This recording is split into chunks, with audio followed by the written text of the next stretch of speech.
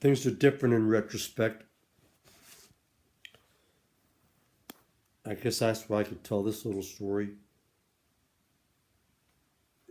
because in retrospect it is a little amusing, but not really. But it's something happened. Well, when I moved here in 1975, I didn't know how to drive. I was raised in Manhattan. Then I went to Philadelphia. I rode a lot of bicycle. Never knew how to drive. And when I moved here, I hitchhiked, I walked, and I rode a horse. Well, I remember one time Charlie and I went to a party. I guess, not I guess, he drove. I think it was down Tom's Run, where there were 5 log cabins. Let's see. Tom Rod built one. Robbie built one. Lenny built one. Jay Cooper built one. I don't remember who the last one was, but party down Tom's Run. We come back and Charlie was pretty drunk. And of course, he was pretty drunk a lot in those days, and I didn't really drink much anyhow, at all. And we were coming up the hill, not on the road, but the hill up to the nut house.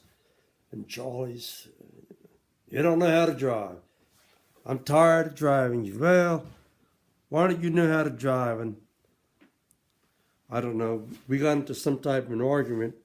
And the next thing I know, boy, he smacked me. He didn't smack me. He punched me right in the jaw. Lost a couple of teeth because of it.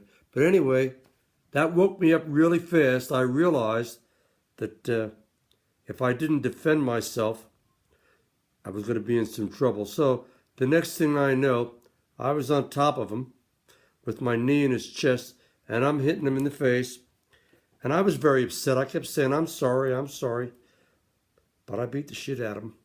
But I was a nervous wreck. I mean, I felt like I lost this fight, even though I didn't. And about 3 or 4 in the morning, and I just didn't know what to do. I ran up to Bill. I said, Bill, the worst thing happened. He said, well, what happened?